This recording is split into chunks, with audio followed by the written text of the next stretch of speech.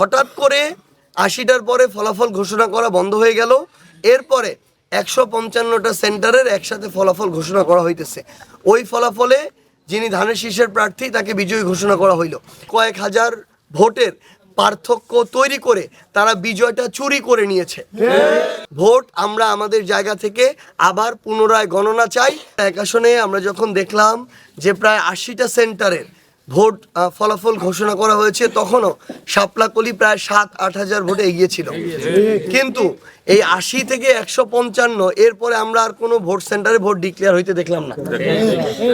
তখন আমরা নতুন করে বেশ কিছু ভোট সেন্টারে আমরা শুনলাম যে সেখানে বিএনপির নেতাকর্মীরা ভোট সেন্টারে ফলাফল দিয়ে আটকে রেখেছে। এইরকম ২০-৩০-৪০টা প্রায় সেন্টার আছে যেখানে ২-৩ ঘন্টা ধরে গণনা শেষ কিন্তু ফলাফল ঘোষণা দিতে দেয়া হয় নাই। বিএনপির উপজেলা সেক্রেটারি, ইউনিয়ন সভাপতি সেক্রেটারিরা তারা সাংবাদিকের আইডি কার্ড নিয়ে তারা সেন্টারগুলোতে ঢুকে ভোটগুলোকে আটকে রেখেছিল।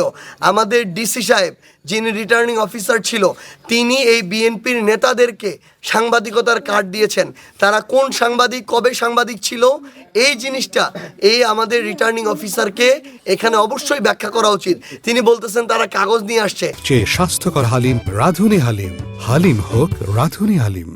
তারা একটা কাগজ নিয়ে আসতো, আসল না নকল যাচাই না করে আপনি দিয়ে দিলেন, তাহলে আপনি ওই পদে বসে আছেন কেন? আপনি যদি আপনার এজেন্সি দিয়ে এটুকু চেক না করাইতে পারেন, আপনার মাঠ পর্যায়ের যারা কর্মকর্তা কর্মচারী আছে তাদেরকে চেক না করাইতে পারেন যে একটা উপজেলা বিএনপির সেক্রেটারি, একটা পৌর বিএনপির সভাপতি সেক্রেটারি তারা আসলেই কোনো সাংবাদিক কিনা, নাকি ওই দিনটা ক্ষমতার অপব্যবহার করার জন্য তারা এটা ব্যবহার করতেছে, এই জিনিসটা তাদের জানা থাকা দরকার ছিল। যেই জিনিসটা আমরা দেখলাম যে হঠাৎ করে ৮০টার পরে ফলাফল ঘোষণা করা বন্ধ হয়ে গেল। এরপরে ১৫৫টা সেন্টারের একসাথে ফলাফল ঘোষণা করা হইতেছে। ওই ফলাফলে যিনি ধানের শীষের প্রার্থী তাকে বিজয়ী ঘোষণা করা হইল। আমরা আমাদের জায়গা থেকে যখন নেতাকর্মীদের সাথে এখন কথা বললাম, পোলিং এজেন্টদের সাথে কথা বললাম, ১৫৫টা সেন্টারের যারা তারা সবাই এসেছে, তাদের কথা হলো তাদেরকে অনেক ভোট কেন্দ্রে ভোট গণনার সময় ধমক দিয়ে চুপ করে বসিয়ে রাখা হয়েছে। এমন অনেকে আছে যাদেরকে গালিগালাজ করে মৃত্যু হুমকি দেওয়া হয়েছে, যাদেরকে বলা হয়েছে আজকে নির্বাচনের পরে কালকে থেকে তুই কেমনে বাড়িতে থাকবি আমরা দেখে নিব। এমন তারা তাদের জায়গা থেকে মিথ্যা মিডিয়া প্রোপাগান্ডা করে বিএনপি জিতে গিয়েছে এরকম একটা প্রোপাগান্ডা তারা ছড়ানো শুরু করে প্রত্যেকটা সেন্টারে ভোটগুলো আটকে রেখে তারা তাদের নেতাকর্মীদেরকে দিয়ে এইভাবে আমাদের পোলিং এজেন্টদেরকে বের করে দিয়েছে, ভয় দেখিয়েছে।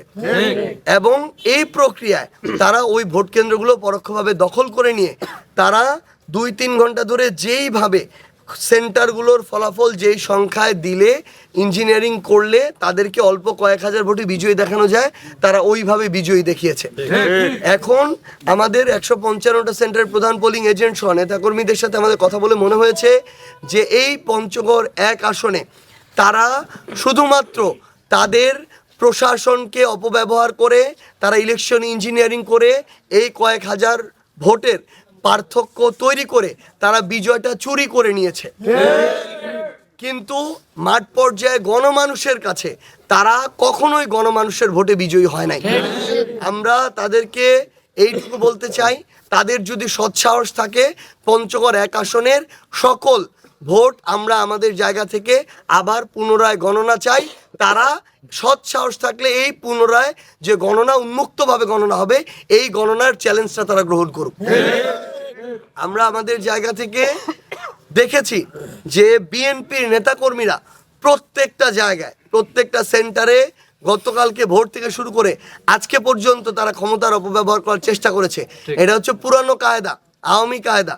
আমরা তাদেরকে আমাদের জায়গা থেকে এইটুকু বলবো, এই ধরনের ভোট চুরি করে ইলেকশন ইঞ্জিনিয়ারিং করে কখনো ক্ষমতাকে স্থায়ী করা যায় না।